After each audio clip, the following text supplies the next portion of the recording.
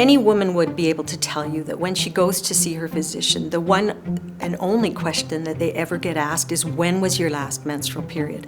And that stops happening as you become a mature woman. Our sex hormones affect every aspect of our life.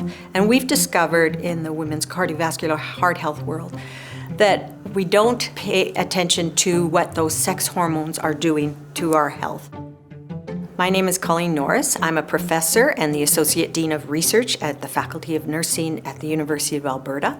I am also the chairholder of the Kaversen Chair in Mature Women's Health and an adjunct professor at the Faculty of Medicine and Public Health.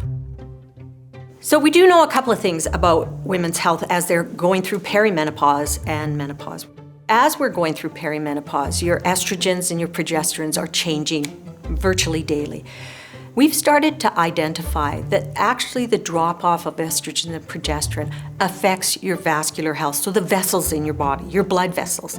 And so we start seeing things in mature women like higher levels of hypertension, blood pressure, issues with osteoporosis, or issues with our brain health is related to senility and Alzheimer's disease, and it might be related to the vascular system and the pliability that's lost when we lose our estrogen and progesterone. But no one is investigating that right now.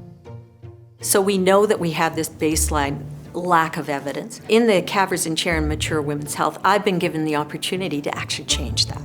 And so one of the things that we've done, we've already established a questionnaire, and it's asking questions all about biology, but also about gender. We will actually be the only place in the world that's collecting that kind of data and has access to all the women that are collecting it. Having that sex and gender questionnaire, we're able to start to amplify that and have all women collecting it and say, guess what, world? We have this data on all these women. No one else is collecting. It's just a fact of life right now that dollars are really scarce. If we don't have this kind of investment, then we're still setting us back. I mean, as far as I'm concerned, we're already 40 years behind, and we'll be even more behind unless we're able to continue doing this work. We all have a woman in our life that we want to keep them. We want them to stay with us, and the only way we can do that is if we fund the research so we understand what's going on in those women's lives.